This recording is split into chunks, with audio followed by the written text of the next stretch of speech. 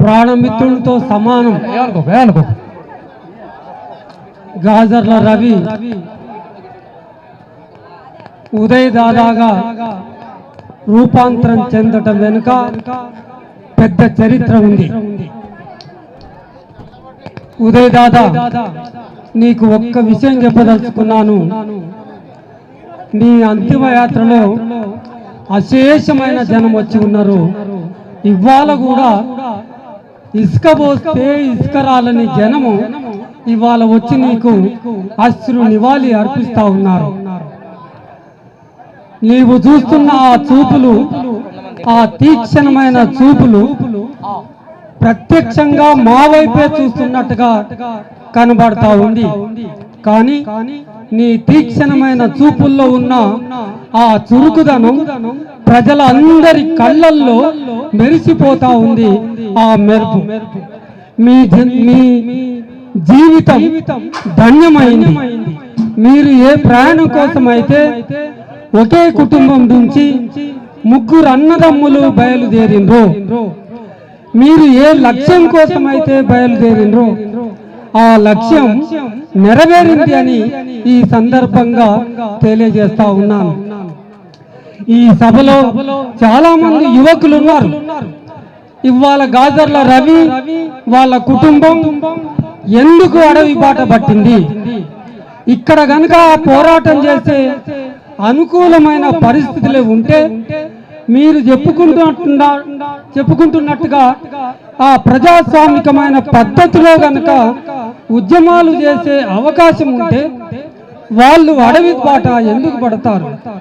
ఒక ప్రజాస్వామ్య వాతావరణం నెలకొని ఉంటే ఎక్కడో దూరంగా పోవాల్సిన పరిస్థితులు ఎందుకు ఏర్పడతాయో శాస్త్రీయంగా అధ్యయనం చేయమని చెప్తున్నాము.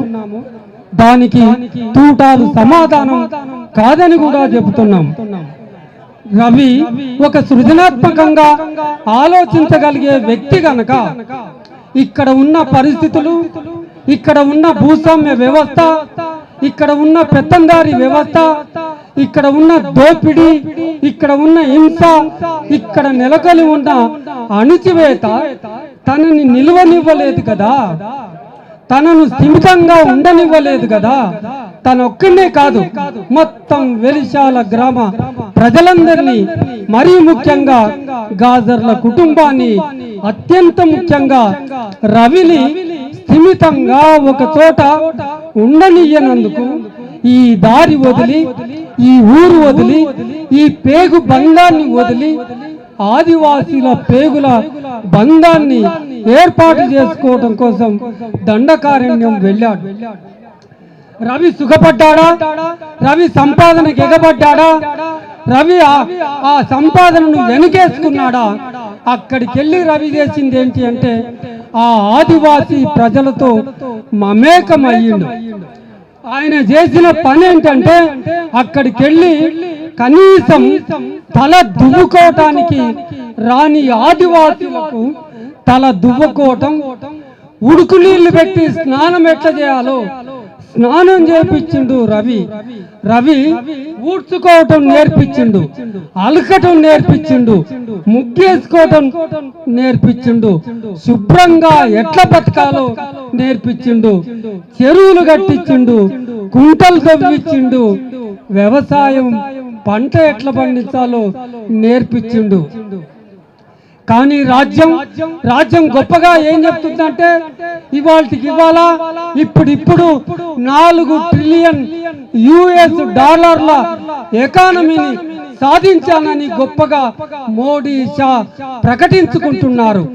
మీరు ఆ రకమైన ప్రగతి కాదు భారతదేశం కోరుకునేది.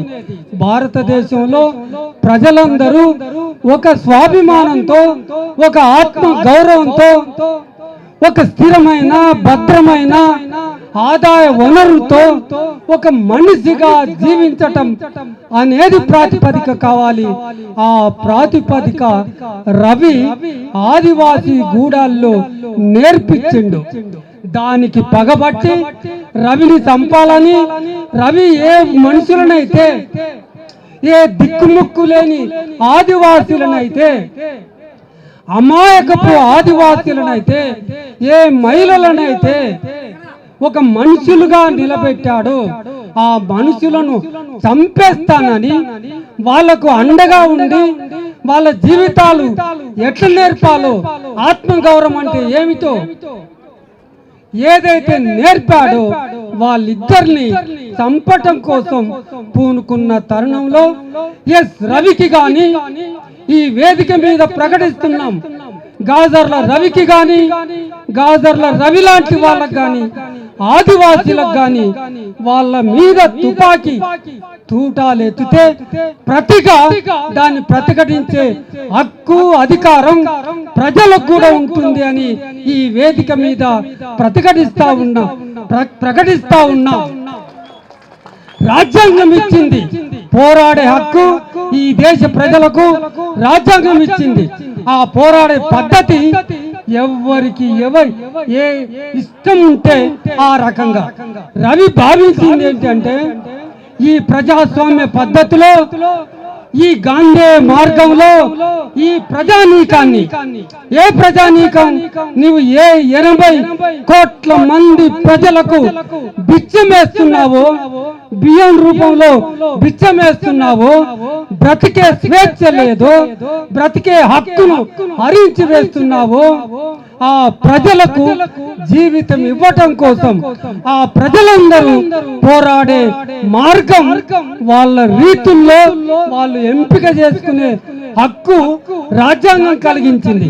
కానీ ఇదే పద్ధతిలో మేమనుకున్న రీతిలోనే పోరాడాలని మాత్రం ఎక్కడా లేదు.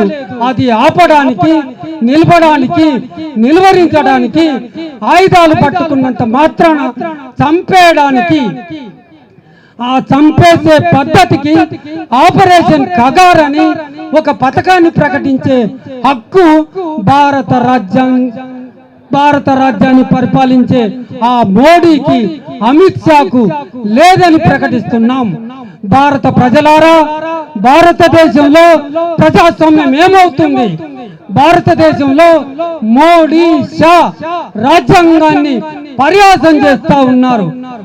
మొత్తంగా ప్రజాస్వామ్యం ప్రమాదంలో పడిపోయింది, మానవత్వం తీవ్రమైన సంక్షోభంలో పడిపోయింది. భారతదేశంలో చట్టబద్ధ పాలన కరువయింది. ఈ పరిస్థితులకు భిన్నంగా, వ్యతిరేకంగా ఇవాళ రవిని చంపేశావు, ఇవాళ 550 మందిని చంపేశావు. ఇంతమంది గుండెల్లో, ఇక్కడ వచ్చిన ఇంతమంది గుండెల్లో రవి కనబడుతున్నాడు.